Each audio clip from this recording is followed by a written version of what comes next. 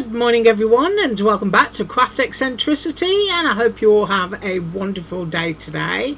And I am up again with my personal haul, and I'm having fun doing it. So today I was going to be doing gardening and fruit, but I've decided I'm going to do that tomorrow. So I've got my mounting set here, which I did measure and everything on Monday, and I'm using that little summer house that comes with a window box, and I'm going to use it as a Christmas house today. So those are the two dies that we're using. Now then, moving those out of the way, I'm going to get my scruffy mat in. There it is, my wonderful delectable scruffy mat, and I'm going to show you my bits and pieces. Right, so first of all, I've got a back for my card. So there's my foundation. I have cut my mountings, and the nice thing about mountings is that you get an innie and an outie, if you know what I mean, but because it's 10 inches long and I've chopped mine up, I don't know which bit my innie and outie is from, but anyway, it was a 2-inch strip of card, laid the mounting in the middle of my 2-inch strip, and then just cropped down. And of course this is going to need to be cropped again. I quite like that big hill, so I don't know whether I want that there or whether I want it over here. But then my outie bit can go somewhere here, so you can arrange your hills and your mountains where you want them. And I'm going to leave those in white. Now my house, I cut this out and I wanted to leave my windows in. Now this is heavyweight white cardstock, but to ensure they didn't drop out, just use some double-sided tape on the back to hold them in, and there's a reason that I need them to be held in, and that reason I forgot to put on the table, so I'm just going to pause and get it. Right, this was the reason. I'm still using up those Amazon markers. I got that upside down. Whatever you do, don't buy them. There you go, you've heard it from me. Do not buy those markers. So I'm just burning through them because they're full of ink. I've used a piece of Panelisa's, I think it's bricks. Yeah, she's got one that's wood grain and brick, but I think this pack is all bricks. So I decided to cut that out because that is going to go onto the top. So that's my top layer for my house. And then I've got my roof piece, which embosses out beautifully, and it's got a chimney pot, and that gets glued onto that edge there. And then you get two doodah pieces. I don't know the technical term for the doodah that goes on a house, so we've got two of those. And I cut my door in red because kind of like, nothing says Christmas, you know, more like a little bit of red. And the little door, when I scoot it over and do it properly, fits onto there like that. So I'm also going to be using some diamond dust because it's lovely and sparkly, and I'm also going to be using Lost Shadow. I used this yesterday on my 4th of July tags, and I got my blendy tool. So the reason for the Distress Oxide is I want to make my base layer darker than the white that I'm using. Right, so the first thing I want to do is use this awful pen, and the reason that it's awful is because the fine tip, once you've used it a couple of times, it kind of sprays out like a fan, so you can no longer get into the tiny areas you want to, which is what of course a brush nib pen is good for. So I'm just colouring in my windows, and it doesn't matter that you go over the edge because you're putting a layering piece on. There we go. I think I've got all the bits covered. That will do. And then I've got my lovely new glue again. I'm just going to take out the pin top. I haven't actually suffered with any blockaging yet, and maybe I shouldn't say that, you know, but I'll probably curse myself. But I have noticed since I've had it that it has got a little bit thinner. It was quite thick when I got it, but now it doesn't, it certainly doesn't feel as thick as it did. But we have had some extreme heat here, I have to tell you. Right, so I've got lots of dots on there, and I've probably got too much on there, but you know, I'm getting used to it. And now I just want to pick this up towards me to make sure that I'm putting it down in the right place.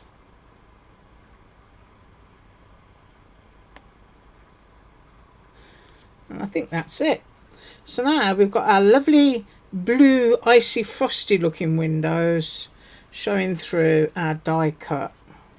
And I probably didn't glue that down completely accurately, but there we go. Isn't that lovely? I love that. I just love the simplicity of it. Now, if you wanted to cut it in whatever colour you wanted to, because it is meant to be a summer house, it comes with a little window basket and flowers, so you know you can totally do it like that. And you have to excuse my throat. I don't know what's going on with it at the moment.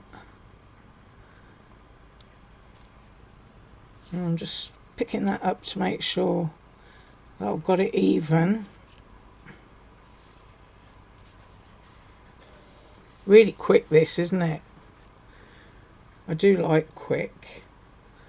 And I'm going to go with my outside piece first, so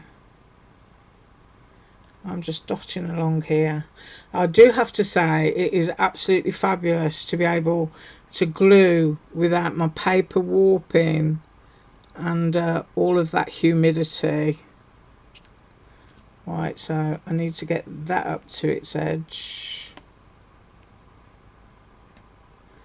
Push that down just a little bit.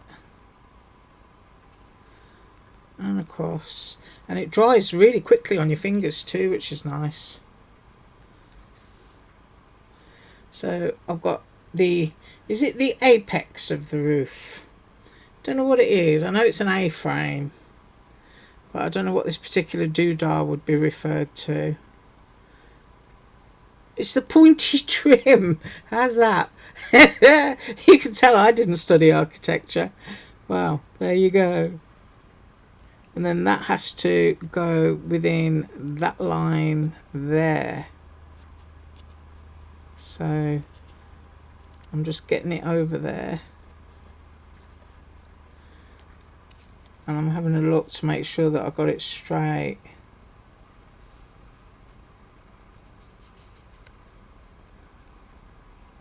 Ooh, pulling off my dry bits. So there we've got the pointy bit on. And now I'm going to stick the door on. So how quick was that? I was going to put a little bit there and there and there and there. And you probably don't even need that much glue, to be honest with you. I'm just so used to using Dollar Tree glue. Now I need to hold this up so that I get my window on straight. And I'm wiggling it around. I'm going to wiggle it there. So that is my lovely red door. So that's all looking very Christmassy. And the next Christmassy thing that I need to do is my house. So I'm just going to generally wobble glue along here. I'm going to have a little bit up there, and I'm going to have a little bit here. And then I'm going to very quickly get my diamond dust, which is lovely sparkly stuff, and get it on there before my glue dries. I don't mind getting plenty on because you can just pour it back into the pot. Now remember, this stuff is real glass, so do not touch your eyes whatever you do. And I'm just patting that on. And I'll get some more on there. Now, I don't need to wait for this to dry because this glue dries very quickly. But what I do need to do is go and wash my fingers and clean the mat. So I'll be right back. Right, so I've got that all tidied up. And here is our little sparkly house. So we've got our diamond dust on the roof there. I love that little door. See if you get close up. Really sweet. Love that. Right, so now we're going to do the base. And I'm using my Distress Oxide in Lost Shadow so that the white that I'm using is more highlighted. So I've just got it here and I'm just loading it up with some ink. Now the background doesn't have to be perfect because of course on a snowy sky things can often look a little bit splotchy.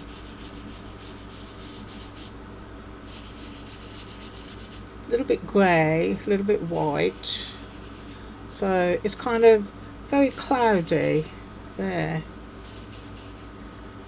I'm going to leave it like that. I don't need to go right to the bottom because of course I've got my mountains and stuff. Right, just clean my mat. I'll be right back.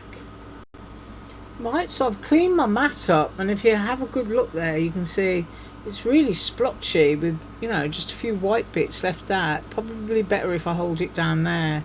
But it looks slightly brown on camera, I think, whereas it's more of a very pale smoky grey. Right, so now I need to decide where I want my mountains, and I think I'm going to go there, or I think I'm going to go there. Yeah, I'm going to go there, and then I can just trim that bit off with my scissors. So here goes. So I can, if I hold my border, if I move this up, this makes life easier, you see. If I hold my border underneath my card, I can see roughly where I need to put my glue.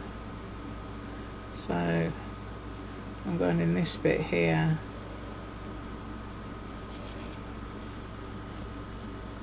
So that's my background. And I need to line that up with the edge of the card. So that's my first layer. And then my second layer, I think, I'm looking, I don't know whether I want it to be much lower. I'm probably going to go like that for that layer, I think. But first of all, I'm going to cut that one off, and I need to cap my glue. Right, so let's trim this.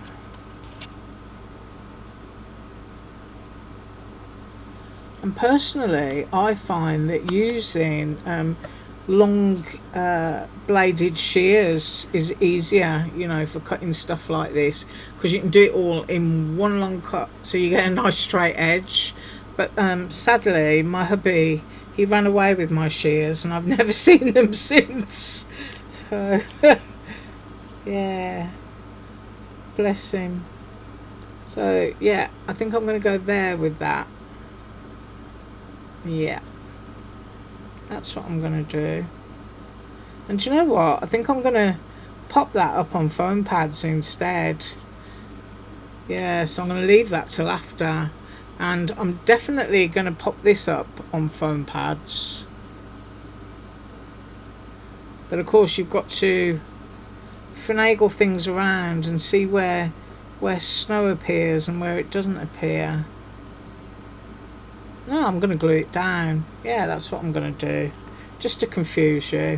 So once again, lay your border down, line it up with what you're doing, and then you can roughly see where your glue needs to go. So I'm just going to there, and that's it for me.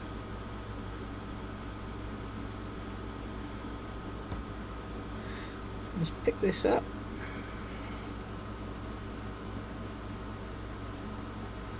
Line that up along there. Right, so that is our lovely snowy peaks in the background. Trim that with the scissors. And of course, if you wanted to put this into, you know, on top of another background, you could totally do that. I mean, just for purposes of this demonstration, I've just left my one single background, but I guess I would normally maybe put an ice blue frame you know, to tie in with those windows would look really lovely, or even a red one. So I'm just going to move that, flip that, and of course I've got my tape on the back which is holding everything together, and I'm just reaching over here for some foam pads, and I'm just going to put a few on. Now these foam pads are Alina Craft, and she did actually send me these quite a while ago, but because I kind of got so used to using tape, you kind of leave them and neglect them, if you know what I mean. If that one will fit in there. Yeah. One on the chimney. That fits. But I'm just roughly dotting these around.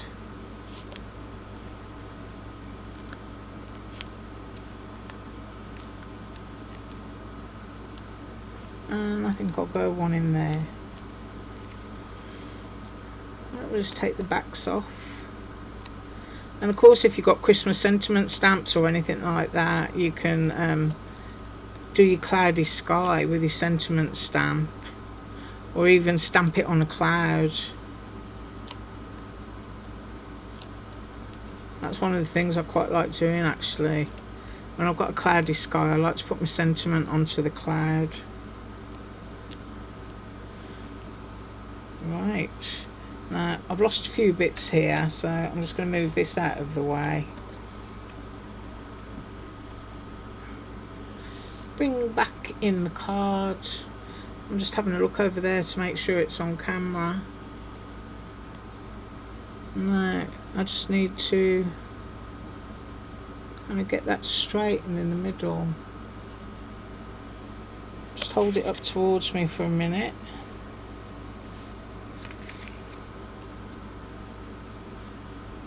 Make sure everything's stuck down.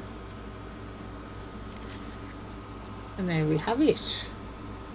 A lovely little snowy background and a little snowy house. Plenty of space for a sentiment, or as I said, stamp your sentiment and then cut it out with a cloud die.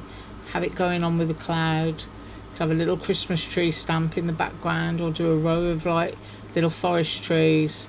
But really the point is to show you the mountains and the house. And the house is really, really sweet. Absolutely love it.